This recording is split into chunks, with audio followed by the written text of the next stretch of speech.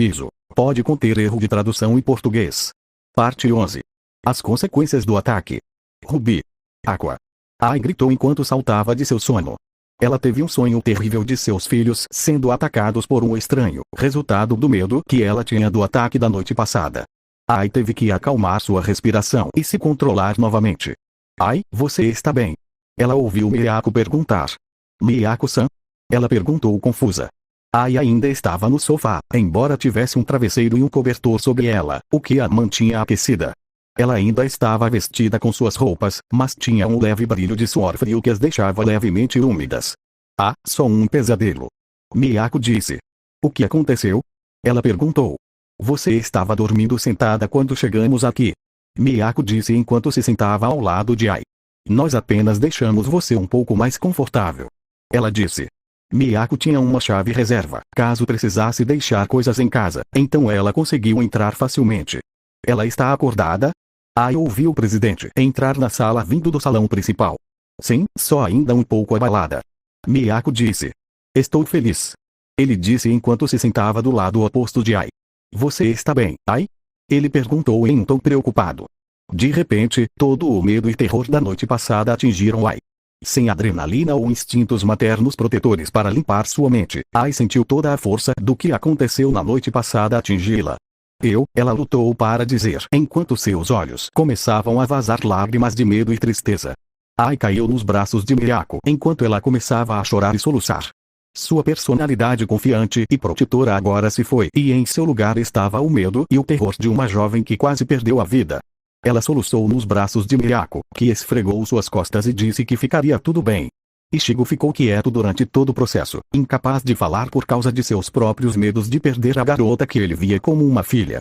Miyako se sentiu triste e culpada, sabendo que houve um ponto no tempo em que ela quase foi a causa disso.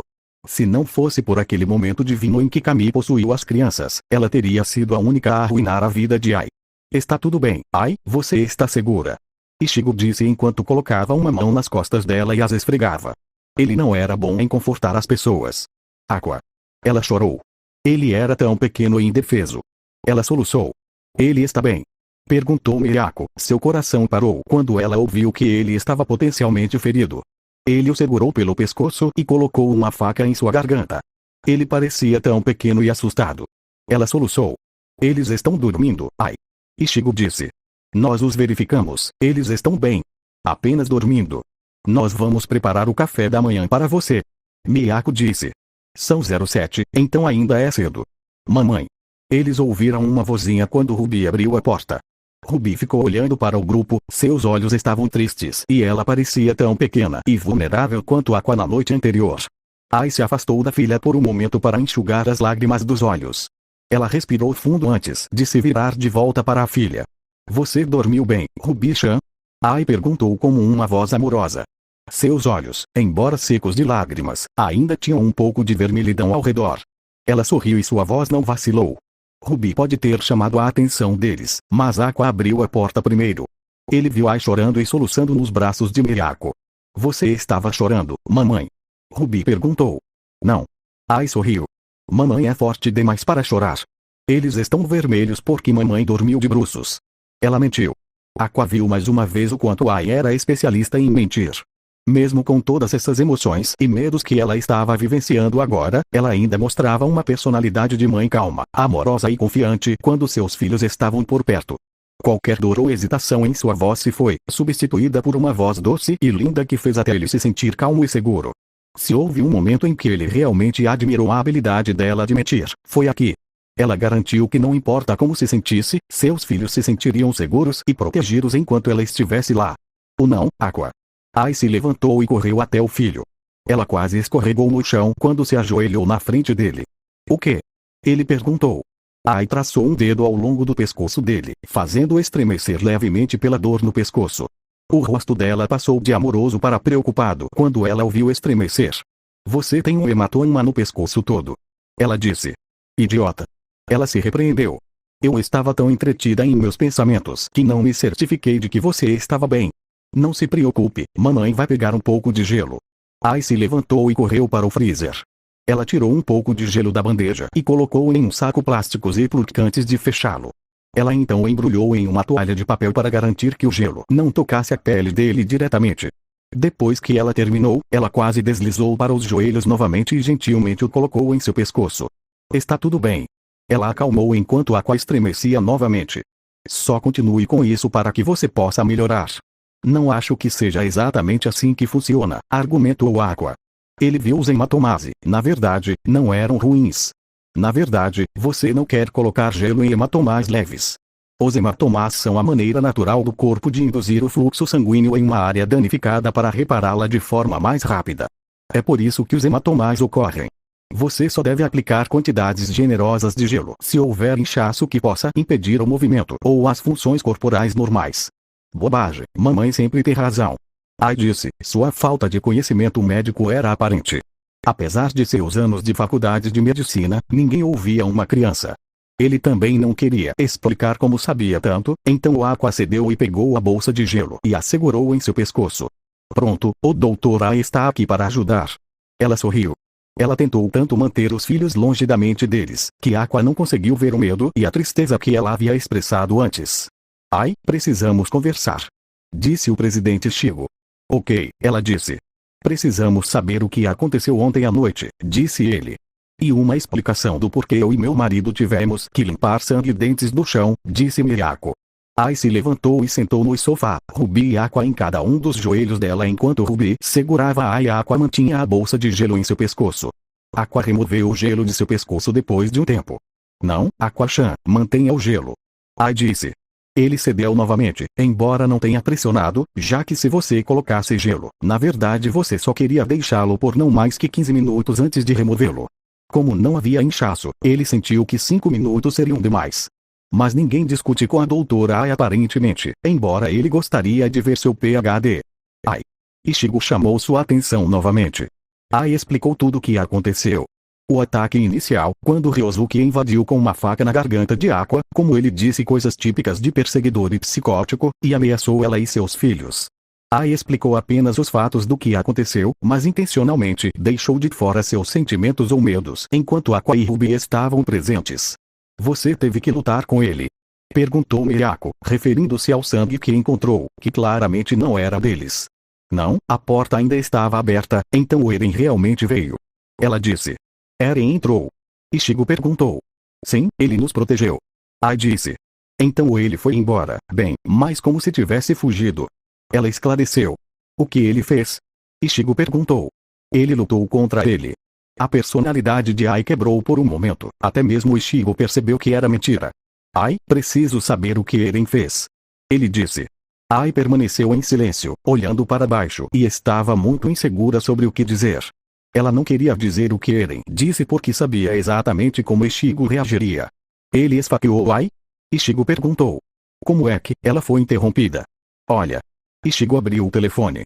Como Ai usou as duas mãos para equilibrar os filhos nos joelhos, Ichigo segurou o telefone no rosto dela para que ela pudesse ler a notícia desta manhã.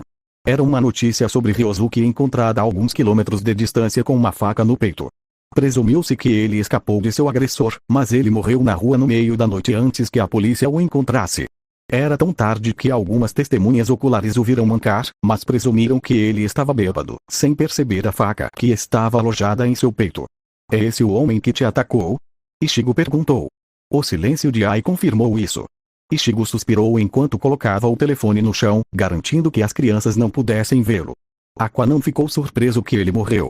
Ferimentos no peito eram perigosos se você não recebesse ajuda médica imediata. Abaixo das costelas estava a cavidade torácica, que é um vácuo dentro do corpo que permite que os pulmões se expandam. Conforme o diafragma se contrai, o ar corre para os pulmões devido à diferença de pressão entre a cavidade torácica e os pulmões. Se o ar fosse introduzido na cavidade torácica, os pulmões não conseguiriam se expandir, e a pessoa não conseguiria respirar. Como havia uma faca nele, provavelmente permitiu que o ar entrasse sem escapar. Ryosuke provavelmente morreu de asfixia, desde que não houvesse sangramento interno. Seu medo e adrenalina o mantiveram correndo noite adentro até que a falta de oxigênio o fez tomar decisões ruins, como não buscar ajuda. Ele era como um animal que foi baleado por um caçador naquele momento. Eren o matou? Ele perguntou. Não. Ai defendeu-se rapidamente. Eren tentou arrancar a faca, e ela acidentalmente atingiu Ryosuke. Aqua levantou a sobrancelha. Ai se lembrava das coisas de forma diferente, ou ela estava mentindo intencionalmente para proteger Eren. Ai, era uma faca de cozinha. E de acordo com o artigo, ela atravessou a caixa torácica e desceu até o cabo no peito dele. Ichigo disse. Ele poderia ter caído em cima dela, tentou Ai. Ai, você não acidentalmente enfia tão fundo quando quebra uma costela. Ichigo disse. Eren o esfaqueou, não foi? Ai não tinha mais argumentos. Ai, fico feliz que ele tenha te protegido, mas ainda assim é assassinato. Ichigo disse. Eren nos protegeu. Ai defendeu. A polícia não verá dessa forma. Ichigo disse. Mesmo que o garoto tenha atacado primeiro, Eren é um estrangeiro. Uma investigação criminal e um julgamento seriam fraudados contra ele. Você sabe o quão mal o sistema legal trata os estrangeiros. Ninguém vai saber que é ele. Ai disse. Não estamos contatando a polícia, então não precisamos dizer nada. Aqua viu a lógica nisso. Com a faca em seu peito impedindo o vazamento de sangue, é bem provável que não houvesse um rastro de sangue que levasse de volta a eles. Apenas sua boca sangrou e não o suficiente para deixar um rastro de volta para sua casa. Ai, ele deve ter feito isso antes. Ichigo disse. Não sabemos disso, argumentou Ai. Ele matou um homem sem hesitação. Uma pessoa normal não enfia uma faca no peito de alguém ou esmaga seu rosto com as mãos. Sim, o artigo menciona que seu maxilar superior estava rachado e seus molares estão faltando. Estou supondo que os dentes que limpamos foram por causa de Eren. Mas ele nos protegeu. Ai tentou novamente. Droga, Ai. Ichigo agarrou Ai pelos ombros, assustando Ruby e Ai. Eu quase perdi você hoje e você está defendendo alguém tão perigoso quanto ele. Ichigo gritou de frustração. Se alguma coisa acontecesse comigo, Ai tentou dizer. Eu não dou a mínima para Bekomachi. Ichigo disse com raiva. Eu quase perdi você hoje. Você acha que eu me importo com isso quando depois de todo esse tempo eu fui o único cuidando de você? Você acha que se você morresse, eu poderia simplesmente ir e encontrar outra pessoa? Mesmo que a nova pessoa fosse melhor e mais popular, você acha que eu iria querer isso? Porque essa garota idiota não conseguia ver o quanto Ichigo se importava com ela. Ela era basicamente como uma filha para ele. Ele basicamente a criou e até ajudou a cuidar dos filhos dela como uma espécie de avô jovem. E aqui está ela, dizendo que a morte dela seria fácil para ele lidar. Ichigo. Miyako tentou acalmar o marido. Ichigo relaxou enquanto se sentava de volta no sofá, se acalmando. Ele quase perdeu Ai, sua melhor performer, e a garota que ele via como filha. Ele não sabia se conseguiria se recuperar disso se ela morresse. Sinto muito, Ai. Ele se desculpou. Está tudo bem. Ai disse tristemente. Mas, por favor, eu não confio em Eren. Ele disse. Se ele decidiu te machucar, e eu não tenho dúvidas de que ele é capaz de fazer isso, eu nunca poderia viver comigo mesmo. Eu sei que ele te salvou, mas ele mostra não apenas a habilidade de matar, mas que ele claramente tem experiência. Eu entendo, presidente. Ai disse. Mas eu não posso simplesmente fazer isso. Ele salvou a mim e meus filhos. Nós estaríamos, Ai se interrompeu, incapaz de pensar em seus dois bebês de outra forma que não felizes e saudáveis. Eu preciso ter certeza de que ele está bem, e que ele estará seguro. Ele salvou a mamãe, presidente. Ruby disse, sua voz fraca e assustada. Como ele pode ser um cara mau se ele salvou a mamãe? Se não fosse por ele, estaríamos mortos, disse Aqua. Aqua concordou totalmente com o presidente Saito. Eren era perigoso e mostrou que provavelmente já havia matado antes. Se Eren quisesse tirar vantagem de Ai ou machucá-la de alguma forma, ele poderia fazer isso com facilidade. Se não fosse pelo fato de que o assassino em potencial de Ai ainda estava por aí, Aqua usaria esse momento para tentar fazer Ai concordar com o presidente Saito. Eren nos salvou, e devemos a ele manter a mente aberta. Aqua disse, já começando seu planos de casamenteiro. Ele realmente odiava estar do lado de Eren nisso. Ichigo, Eren o salvou. Miyako disse enquanto colocava uma mão no ombro do marido. Eu também não confio nele, mas também não podemos tratar Ai como uma garotinha. Você não é o pai dela e não pode ditar quem ela pode ou não ver. Ele não pode? Ichigo basicamente era o pai dela depois de todos esses anos. Tudo bem. Ele cedeu, percebendo que todos estavam contra ele. Miyako-san está certa. Aqua disse. Ai é uma mulher adulta e não precisa de permissão. Eu poderia simplesmente demiti-la.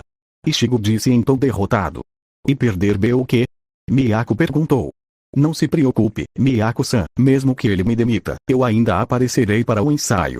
O ato de ídolo de Ai agora estava se mostrando enquanto ela sorria de sua piada. Então não vou te pagar. Ichigo continuou a piada, embora um pouco relutante. Vou pedir algum dinheiro a Miyako-san. Ai rebateu. Ichigo sorriu um pouco com a mudança de atitude dela. Se nada mais, ele estava feliz por ela estar segura e feliz. O ensaio deveria ter sido hoje, mas vamos cancelá-lo, disse Ichigo. O quê? Ai perguntou. Mas os outros, vou entender. Se não, eles vão ter que falar comigo. Ele disse. Só descanse um pouco. Ai, você pode pelo menos fazer isso por mim. Ele implorou. Vou tentar, presidente. Ai disse, embora sua voz estivesse baixa. Eu só não quero segurar as outras garotas de novo. Você não vai. Ichigo disse. Eles vão entender depois do que aconteceu. Ele disse. Ai levou um momento para segurar seus filhos perto de seu corpo, sentindo seu calor e respiração para se lembrar de que eles estão bem. Ela estava com tanto medo de perdê-los ontem à noite que não conseguia tirar isso da cabeça. Embora Eren tenha mostrado o quão perigoso ele era, Ai não conseguia imaginá-lo machucando ela ou seus filhos. Simplesmente não parecia algo que ele faria. Ele os protegia e os defendia. Ele merece nada menos do que pelo menos uma mente aberta e não tirar conclusões baseadas em algo que ele fez que foi nobre. Miyako-san vai cozinhar hoje. Ai disse aos filhos. Isso é incrível.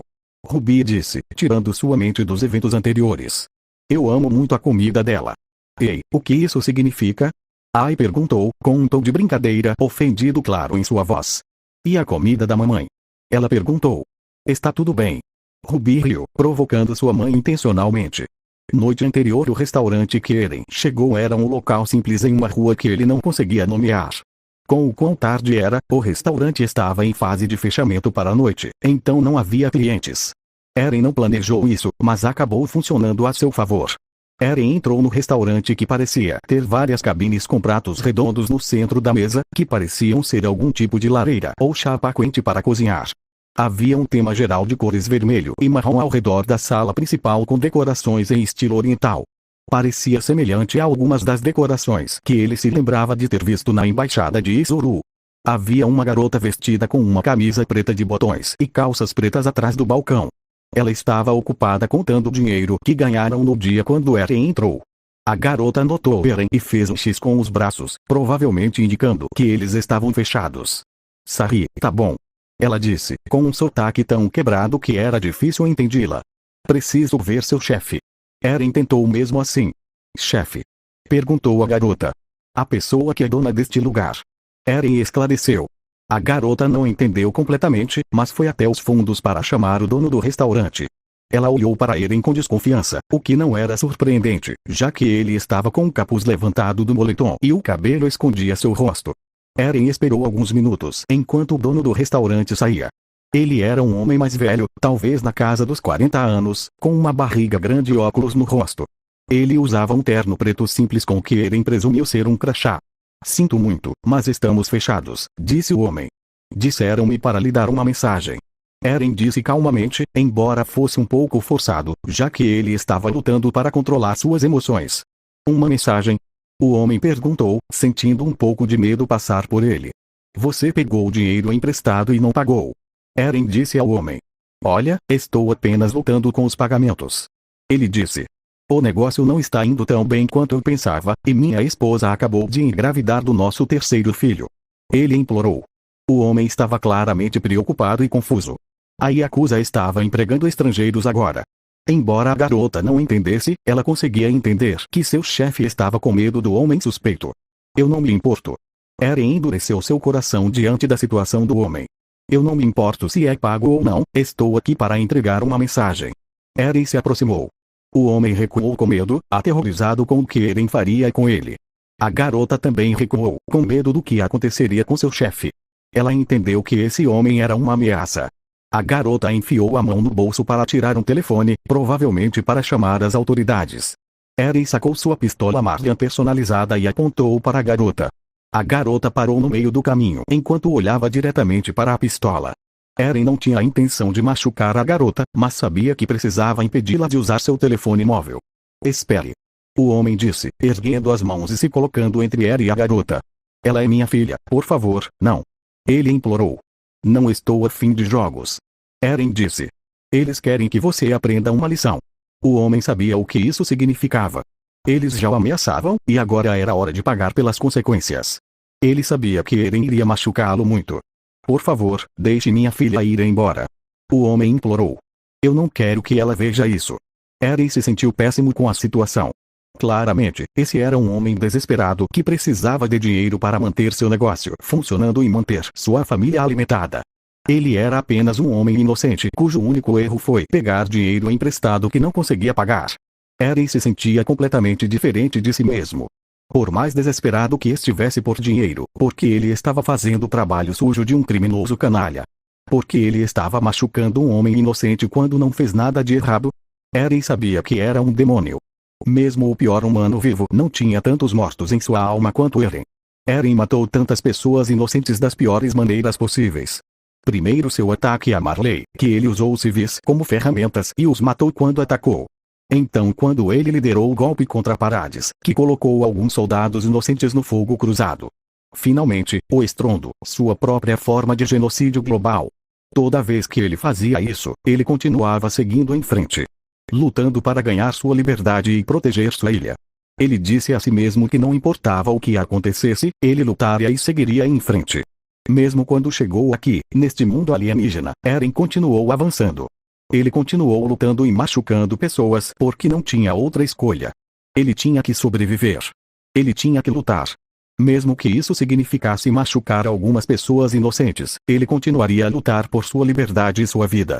Mas por um momento, seus pensamentos voltaram para antes, quando ele se perdeu contra o homem que atacou Ai.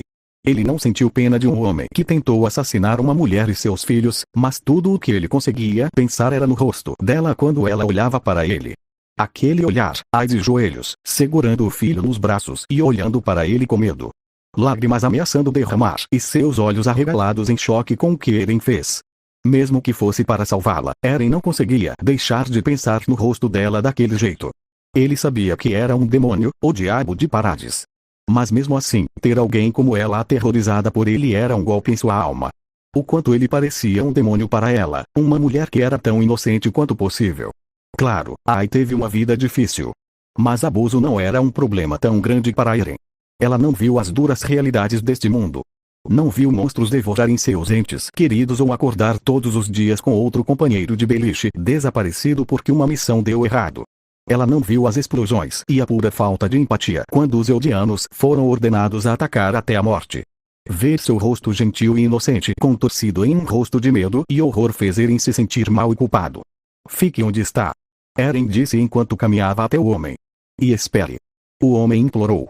Eren agarrou a mão esquerda do homem e dobrou seu dedo mindinho para trás, fazendo o homem gritar de dor. O dedo estava em um ângulo anormal, mas Eren sentiu o osso do dedo estalar. Não demoraria muito para o ferimento sarar. Ele presumiu que era um ferimento que poderia ser facilmente consertado sem um médico, desde que fosse imobilizado corretamente. O homem segurou sua mão, lutando para não gritar de dor. Sua filha cobriu a boca para evitar que qualquer som saísse, lágrimas começando a aparecer em seus olhos. Era simples, mas Eren sentiu que isso transmitia a mensagem. Eles só disseram para quebrar um osso, então eu quebrei. Eren disse. Pague-os da próxima vez ou eles vão mandar alguém pior do que eu. Eren se afastou deles. O pai e a filha conversavam entre si, mas Eren não os entendia. Ele não se importava muito com o que eles diziam, mas decidiu simplesmente deixá-los.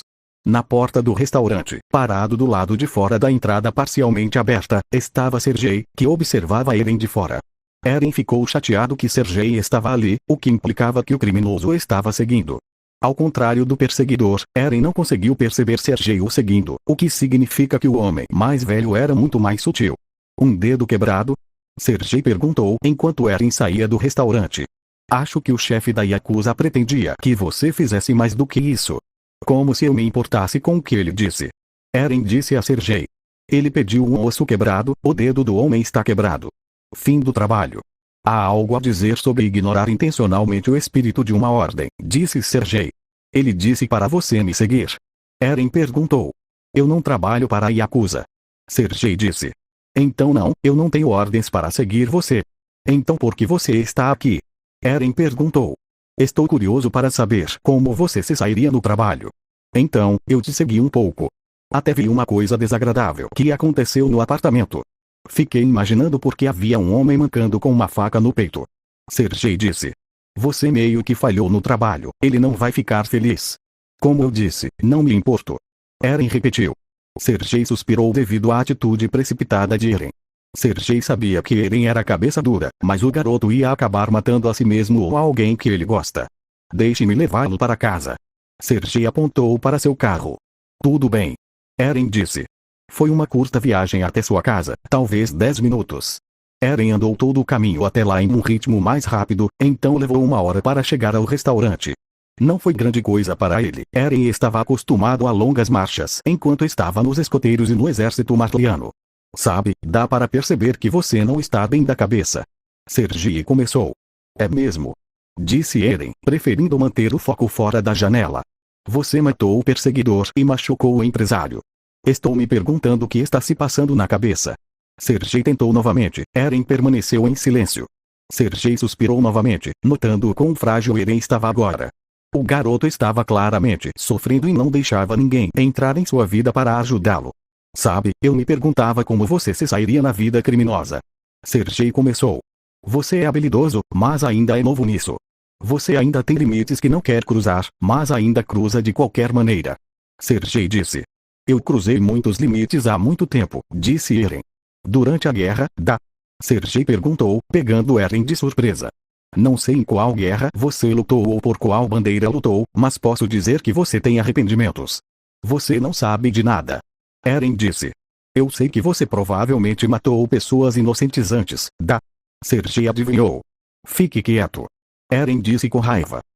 Você fez. Sergei disse. Há uma linha que nós, soldados, cruzamos quando matamos pessoas inocentes. Dizemos a nós mesmos que fazemos isso por nossa pátria ou pelas pessoas com quem nos importamos em nossas vidas. Dizemos a nós mesmos que é inevitável ou que temos que matar pessoas inocentes para sobreviver. Eventualmente, você cruza essa linha tantas vezes que a linha começa a ficar borrada.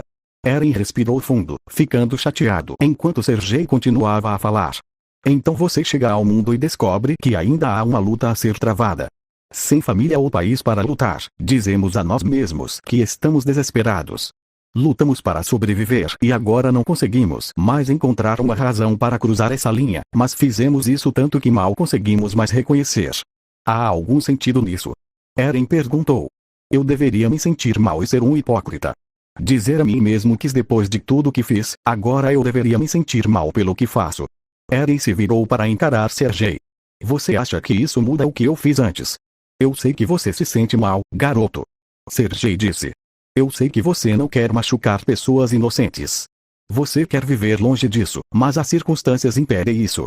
Eu não preciso disso de você, Sergei. Eren disse com raiva. Você me meteu nisso. Eu te dei a oportunidade de sair da rua. Sempre há escolha. Sergei disse. Você trabalhou para mim por escolha. Desesperado, sim, mas eu ofereci emprego. Você sabia que emprego era crime. Eu sou um criminoso, então é claro que só posso oferecer emprego criminoso. Então por que eu deveria me sentir mal agora? Eren rebateu. Faça ou não, não importa o que você faça. Sergei disse. Machuque pessoas inocentes para sobreviver, ou não faça e torne a vida mais difícil para você. Essa é a escolha que você tem.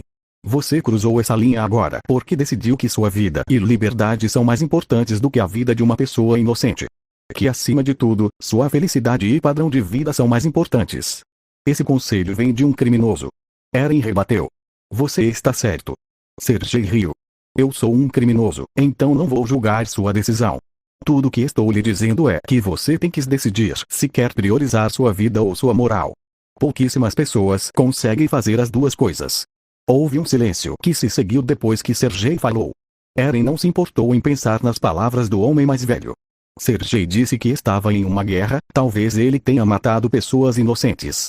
Isso se compara a alguma coisa perto das montanhas de cadáveres que Eren pisoteou? Como alguém pode entender neste mundo? Ele poderia passar pela história deste mundo e não encontrar ninguém uma fração tão malvado quanto Eren era. Se você continuar trabalhando para a Yakuza, esteja preparado para fazer mais trabalhos machucando pessoas inocentes. Sergei disse. Eventualmente, o chefe não vai deixar você ir. Quando eles pararam, Eren saiu do carro e fechou a porta, deixando Sergei sozinho. Sergei foi embora depois de um momento e Eren ficou sozinho no estacionamento. Ele notou que o carro que o chefe de AI dirigia estava na frente do apartamento dela, o que significa que havia pessoas lá. Ele também notou que não havia guardas ou autoridade, então isso deve significar que eles não foram alertados. Eren considerou simplesmente ir embora, mas ele era completamente incapaz de fazer isso a menos que quisesse dormir nas ruas esta noite. Ele duvidava que Ai quisesse vê-lo novamente, então decidiu que não deveria mais tentar falar com ela. Não que ela se importasse muito com um demônio como ele. Se alguma coisa, ela estaria melhor. Tudo que Eren fez por 4 anos foi machucar as pessoas que amava, então isso a pouparia da dor se ela não o visse novamente. Especialmente se ele agora estivesse envolvido em atividades criminosas. Eren abriu a porta e colocou a pistola na mesa. Ele se sentia cansado e irritado depois do trabalho da Ker e da aula de filosofia de Sergei. Eu realmente sou um demônio. Eren disse tristemente enquanto se sentava. Sergei está certo. Eren finalmente disse. Eren priorizou sua própria segurança e padrão de vida acima dos outros neste mundo. Ele foi até um homem inocente que fez coisas desesperadas por dinheiro para machucá-lo na frente de sua filha. Eren provavelmente não era melhor do que aqueles cães doentes que sequestraram Mikasa todos aqueles anos atrás. O telefone móvel de Eren vibrou e ele atendeu a chamada. O quê? Eren perguntou. Eu disse para você quebrar o osso. O chefe disse, não parecendo muito feliz. Eu fiz o que você disse. Eren rebateu.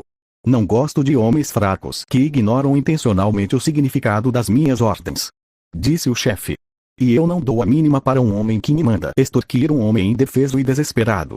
Eren disse com raiva.